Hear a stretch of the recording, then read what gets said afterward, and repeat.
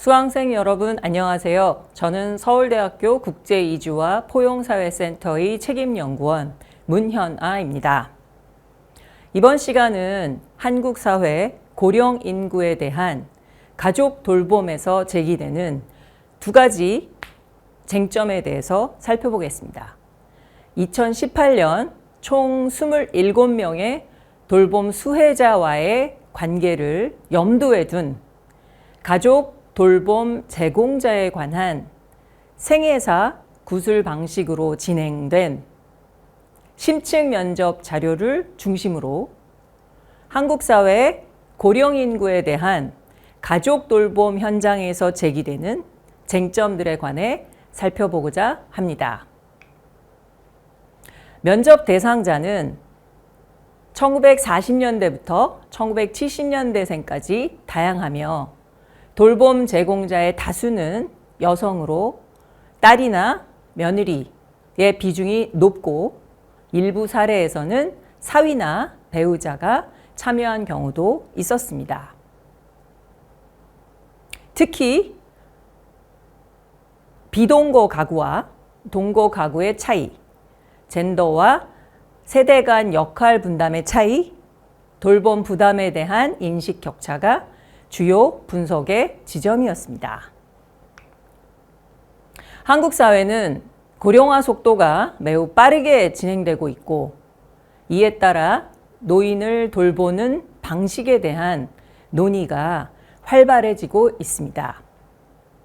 국가의 복지 제도가 점차 확대되고는 있지만 여전히 노인 돌봄의 중심에는 가족이 존재하고 있습니다. 고령 인구의 가족 돌봄에서 제기되는 두 가지 쟁점을 현장의 목소리를 통해 살펴보겠습니다.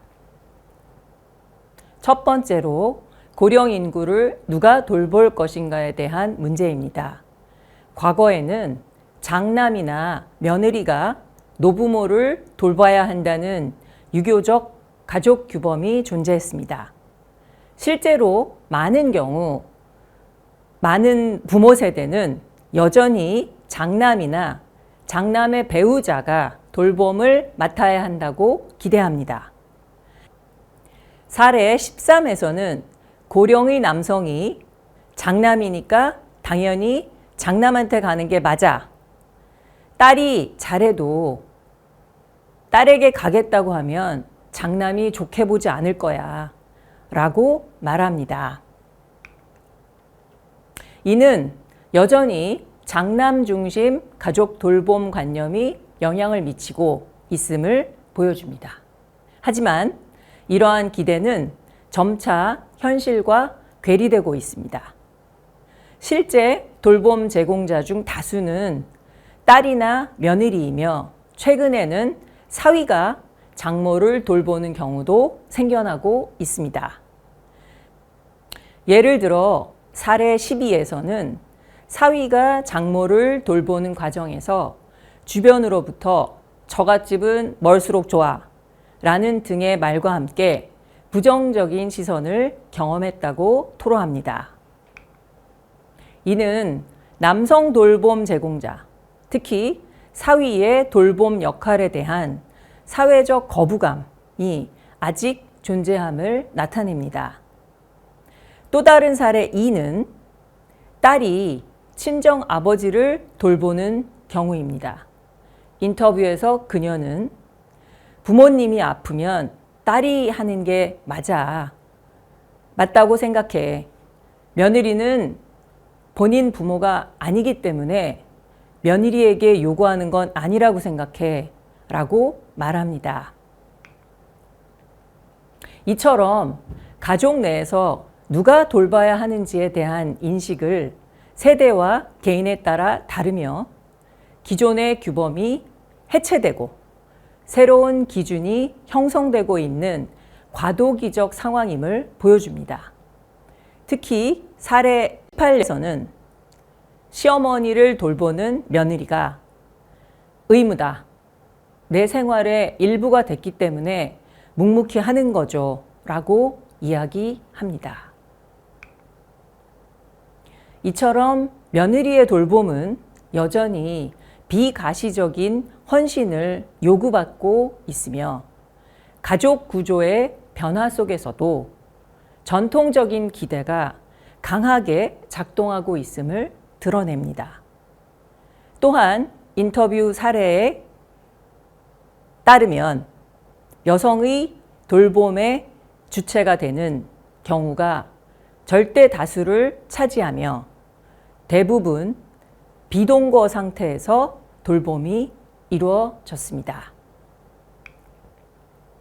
일부 경우는 동거하는 자녀나 배우자가 있었고 남성의 경우 아들이나 사위가 돌봄에 참여하지만 상대적으로 그런 경우는 소수였습니다. 전통적인 젠더 규범에 따라 돌봄 책임은 여전히 여성에게 집중되고 있음을 인터뷰 전체를 통해 확인할 수 있습니다.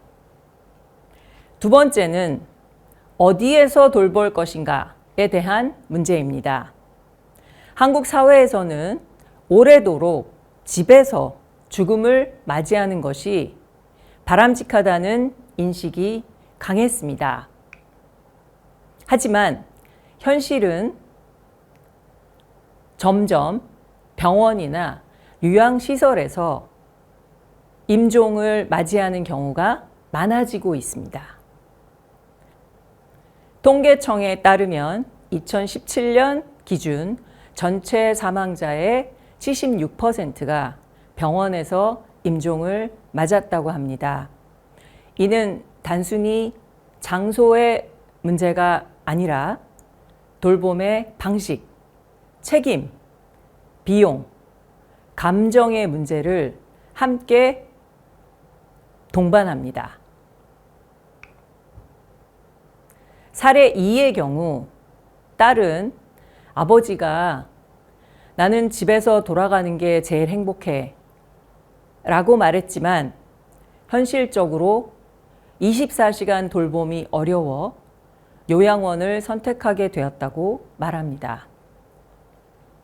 그녀는 재가 서비스가 더 확충되고 가족이 옆에 있어줄 수 있다면 집에서 돌아가시게 하고 싶었다고 덧붙입니다.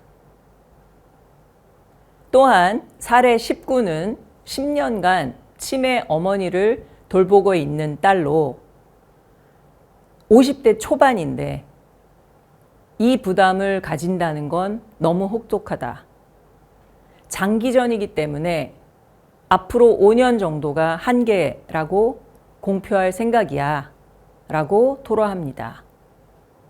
이는 자녀 세대가 감당할 수 있는 돌봄의 기간과 강도에 한계가 있음을 보여줍니다. 요약하면 현재 한국 사회의 고령 인구 돌봄은 가족 중심에서 서서히 사회화되는 과도기에 있습니다.